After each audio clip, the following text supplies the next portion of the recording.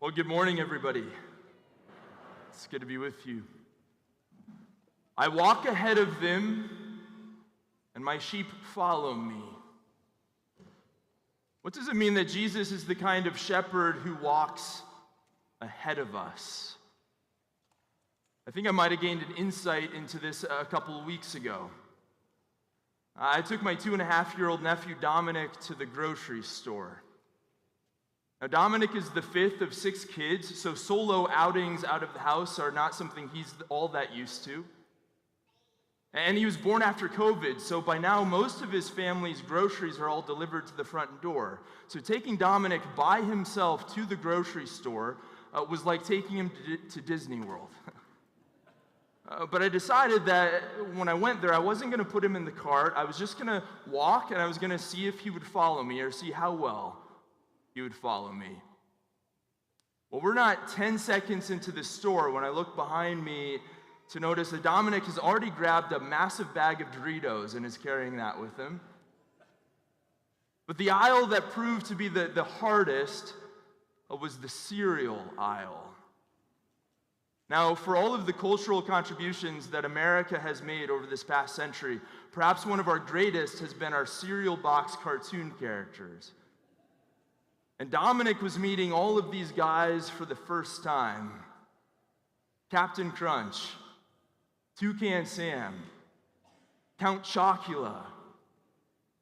And as we went down the aisle, one by one, he'd get mesmerized by one box. I'd turn around and say, "Damo, let's go." Okay.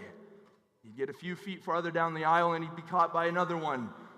"Damo, let's go." Come on. And I realized that to be a leading shepherd, you have to be patient and you have to be persistent.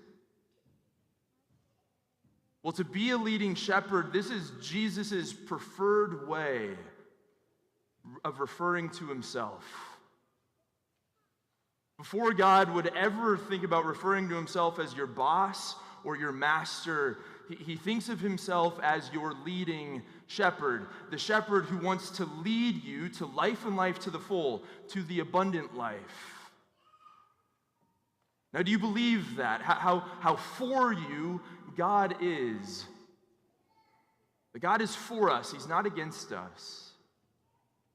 And yet at times, we can maybe experience this thought of wondering, is God really for me? Is he really leading me to the abundant life? In his critique of Christianity, the German philosopher said this: "Why must God rule and I serve?" This idea that God stands in opposition to our happiness, to our flourishment. Pope Benedict, in one of his first homilies as Pope, he posed this question this way. He said, are we all not afraid in some way that if we let Christ fully into our lives, that he will take something away that makes life full and beautiful? But then he went on to answer it by saying this: if we open wide the doors to Christ, Christ takes nothing away from what makes life free or beautiful or great. He said, only in friendship with Christ is the fullness of our human potential able to be realized. Another way of saying this is that Jesus is kind of like salt. He doesn't destroy what makes us us. No, he brings to full stature, he brings to the surface our full and our truest taste. That in following Christ, the Good Shepherd, we find ourselves on the path that leads to life and life to the full. Now, is it true? It's a nice sounding claim, but is it true? And I suppose following Jesus to see if it leads to life and life to the full is one of those things you have to do to prove. But I think if we look at different examples of other people who have done it, we can see how Christ does transform us. These past few weeks of Easter, we've been hearing a lot from St. Peter. In our first reading these last couple of weeks, Peter has been preaching. And then these last 3 weeks, our second reading has come from the letter of St. Peter. Now, a lot of modern biblical experts and scholars say there's no way St. Peter, the fisherman, wrote that letter of St. Peter. The Greek, it's too sophisticated. The theology is too developed. And yet, the Peter who would have written that letter that the early church has always said, no, this was written by St. Peter himself. It was written many years on from that first moment that he met Jesus. This is a letter written later in his life after many years of having been led by Jesus the shepherd. By this point in his life, Peter is a changed man. He is a new person. Because little by little, Jesus has been leading him. And in leading him step by step, Peter has become completely transformed. He has become completely his truest self. So how is it that Jesus shepherded Peter? Well, if you look at the Gospels, the way that Jesus deals with Peter so often is by asking him questions. The voice of Jesus the shepherd for Peter came in the form of questions. In their very first meeting, when Jesus encounters Peter for the first time, Jesus simply says this, "So you are Simon, the son of John." A question about Peter's identity. Then later on in the Gospels, Jesus asks Peter, "Who do you say that I am, Peter?" A question about Jesus' identity. And then on the last page of the Gospels, Jesus asks Peter 3 times, "Peter, do you love me?" A question of relationship. And every time that Peter is having to wrestle through and answer these questions posed to him by Jesus, he's being led little by little, step by step down that path that's going to ultimately completely transform him. Because he's hearing the voice of the shepherd. Now, have you heard the voice of the shepherd in your own life? Do you know how Jesus, your shepherd, is seeking to lead you? You know, I can probably count on 2 fingers the number of times in my life where I've really felt like I heard the voice of God. One of them came in my 5th year of seminary. So I was getting close to the end. And it was a time when I was just having a real kind of go of it. I was really struggling, like, is this really what I'm supposed to be doing? Am I really called to be a priest? And there were some other things going on too, and I was letting God have it. I was sitting in the chapel, and I was praying to him, and I was saying it like I meant it. And having said everything that I could, nothing left to say, I just kind of sat there. And in the silence, God spoke to me. And he said this, "Andrew, chill out." That's all he said.